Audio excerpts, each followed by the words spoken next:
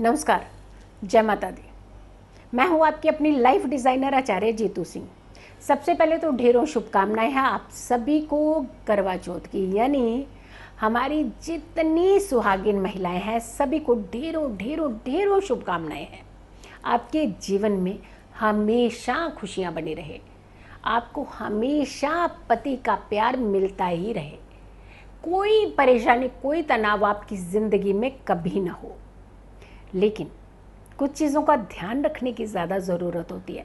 हम एक्साइटमेंट में बहुत सारी चीज़ों को भूल जाते हैं। जो बेसिक चीज़ें होती हैं वो हमारी ज़िंदगी में सुख की भूमिका निभाती हैं। मेहंदी का महत्व, करवा चौथ का समय और मेहंदी ना हो ऐसा तो हो ही नहीं सकता।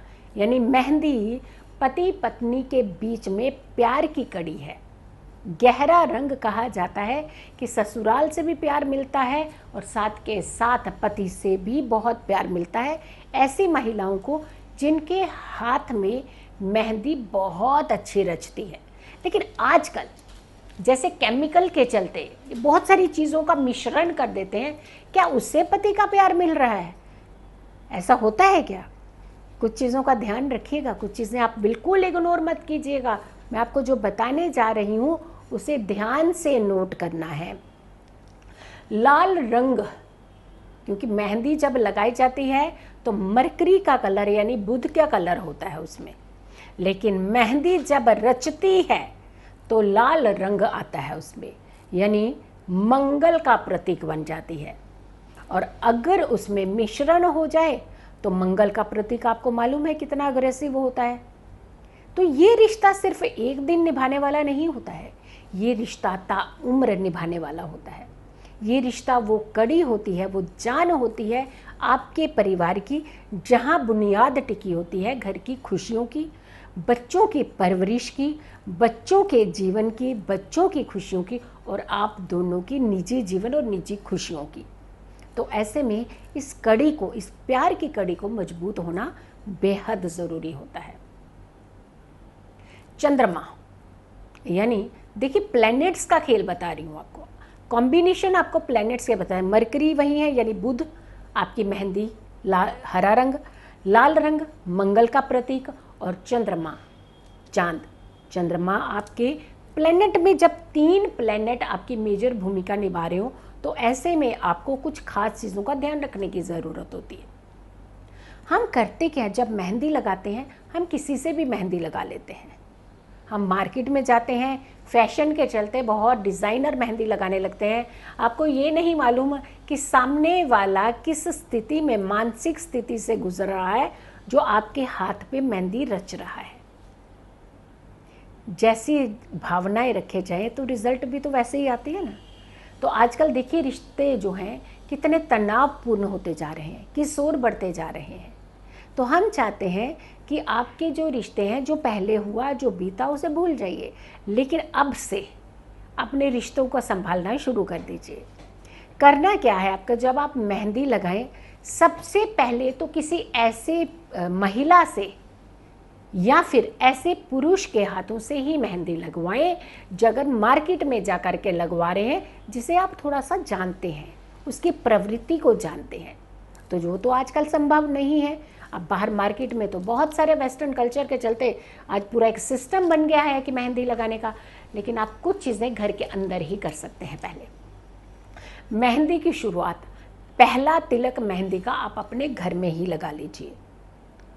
खुद आप अपने मंदिर में बैठिए और खुद रच लीजिए एक छोटा सा तिलक शगुन का, अपने हाथ में स्वयं कर लीजिए। या फिर आपके घर में देवरानी है, जेठानी है, आपकी ननंद है, सुहागिन है, तो ऐसे में आप उनसे लगवा सकते हैं।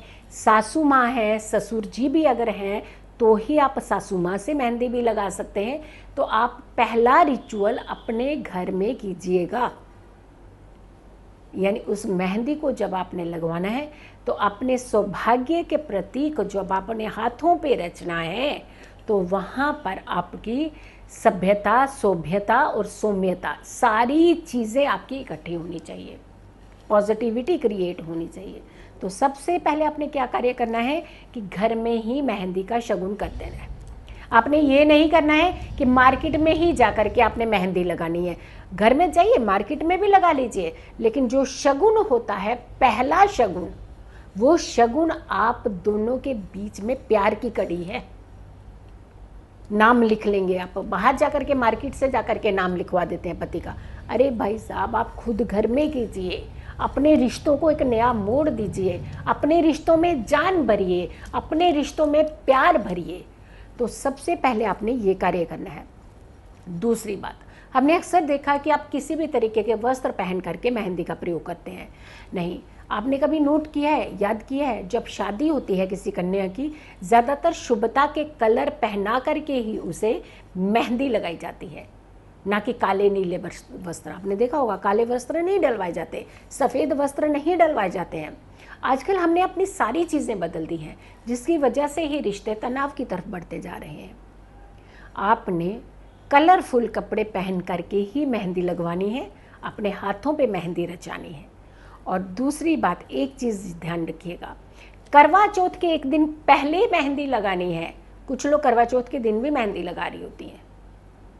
यानी जब आप सुबह की सरगी खाएं, आपके हाथों में मेहंदी रची हुई होनी चाहिए। वो शुभता के हाथ होते हैं। ऐसे में ही आपने एक दिन पहले ही मेहंदी रचा लेनी है।